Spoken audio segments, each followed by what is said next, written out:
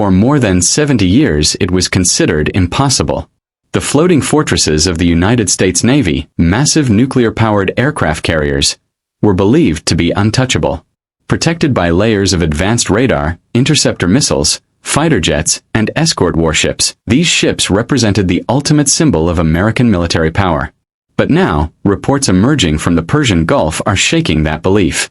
According to early accounts, the nuclear aircraft carrier USS Abraham Lincoln, CVN-72, may have been struck during a coordinated attack involving missiles and drones.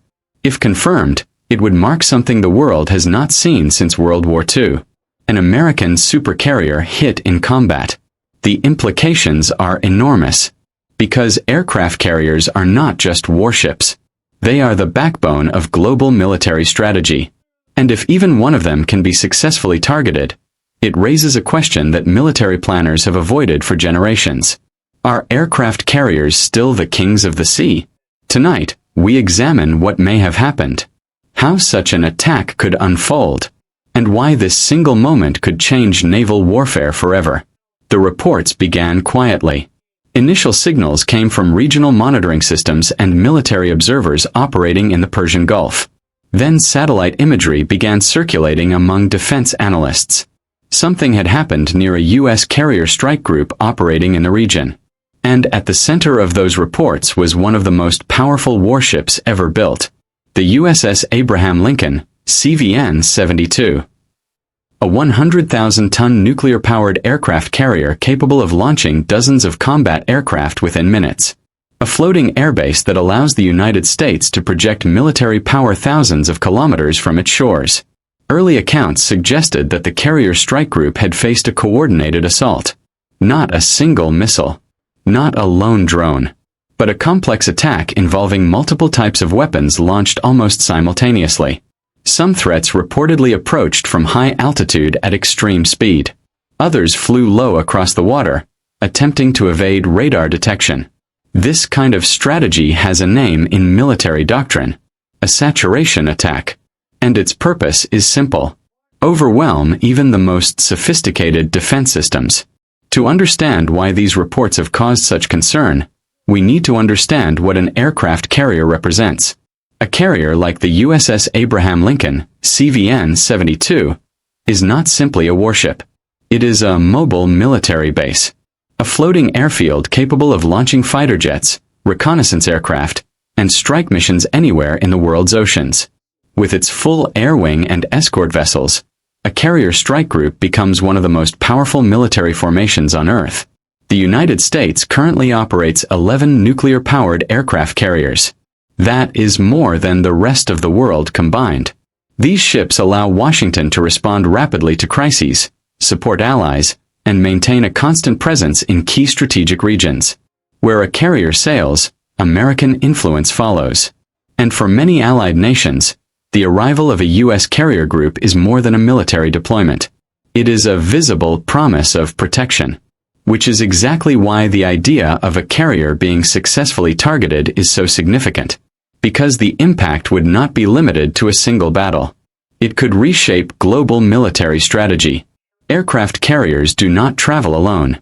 They operate within what is known as a carrier strike group. This formation includes multiple warships specifically designed to protect the carrier itself. Destroyers equipped with advanced missile defense systems patrol the outer perimeter. Cruisers provide additional radar coverage and interceptor capabilities. Submarines operate silently beneath the surface. Above the fleet, fighter aircraft maintain combat air patrols. Together, these layers form one of the most sophisticated defensive networks ever deployed at sea.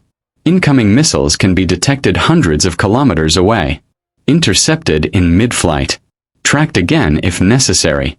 And if anything manages to get through all of those defenses, close-range systems stand ready to destroy incoming threats just seconds before impact. For decades, this multi-layered shield reinforced a powerful belief within naval strategy. A U.S. supercarrier was nearly impossible to hit. But modern warfare is beginning to challenge that assumption. Military planners have long studied a scenario in which the defenses of a carrier strike group could be overwhelmed. The method is called saturation. Instead of relying on one weapon, Attackers launch many different threats at the same time. Ballistic missiles descending from high altitude. Cruise missiles flying just above the ocean surface. Swarms of drones approaching from multiple directions. Each threat forces the defense system to react. Each reaction consumes time, radar attention, and interceptor missiles. Eventually, the defensive network can become overloaded. Even a small opening, lasting only seconds, may allow a weapon to reach its target. This is why modern anti-ship strategies increasingly rely on combining different weapon systems. Speed, numbers, coordination. Together, they can challenge even the most advanced naval defenses. Behind the steel and technology, an aircraft carrier is also something else. A community. Nearly 5,000 sailors live and work aboard a ship like the USS Abraham Lincoln, CVN-72. Pilots, engineers, technicians, medical staff, command officers. Each person plays a role in keeping the ship operational. And when a ship is struck, the response begins immediately. Damage control teams rush into action. These crews are trained to fight fires, seal damaged compartments, and prevent flooding from spreading throughout the vessel. Naval history is filled with examples of ships that survived devastating attacks thanks to the speed and discipline of their crews. In many cases, the survival of the ship depends less on the technology, and more on the people aboard it. The potential implications of a successful strike on a U.S. carrier extend far beyond the battlefield. Across the world, military analysts are studying every detail. In China, strategists have spent years developing anti-ship ballistic missiles specifically designed to threaten large naval platforms. In Russia, defense planners have also explored new ways to challenge carrier groups using advanced missile systems. For these countries, any real-world example of a carrier under attack provides valuable information. But the reaction is not limited to potential rivals. American allies are watching closely as well. For decades, the presence of U.S. carriers has been one of the most visible guarantees of security in many regions. If the perception of carrier invulnerability begins to weaken, it could influence how nations think about their own defense strategies. Since the end of World War II, aircraft carriers have dominated naval warfare. They have projected power across oceans, supported military operations across continents, and shaped the global balance of power. But the nature of warfare is changing. Drones are becoming more capable. Missiles are becoming faster. And new technologies are constantly testing the limits of traditional defenses. If the reports involving the USS Abraham Lincoln, CVN-72, prove accurate, this moment could become a case study for future military planners. Because history shows that every era of warfare eventually reaches a turning point. And when that moment arrives, the strategies that once seemed unshakable must evolve. So the question facing military leaders today is no longer theoretical. It is immediate. If the world's most powerful warships can be targeted, what comes next for naval warfare? The reported strike involving the USS Abraham Lincoln, CVN-72, forces analysts to confront a strategic dilemma that has been developing quietly for years. For decades, the dominance of the aircraft carrier rested on a combination of technological superiority, layered defense, and the ability to control airspace over vast distances. A carrier strike group integrates radar networks, interceptor missiles, fighter patrols, and electronic warfare systems into a defensive ecosystem designed to detect and destroy threats long before they reach the fleet. However, the rise of precision-guided missiles, autonomous drones, and advanced targeting systems has fundamentally altered that equation. Modern adversaries increasingly rely on what military doctrine calls multi-vector saturation attacks, launching different types of weapons simultaneously from multiple directions and altitudes. Ballistic missiles descend at extremely high speeds, while low-flying drones and cruise missiles exploit radar gaps near the ocean surface. Each incoming object forces defensive systems to react, allocate tracking resources, and expend interceptor missiles. Over time, even the most sophisticated defense network can face decision overload. In such a scenario, the probability of at least one weapon penetrating the defensive layers increases.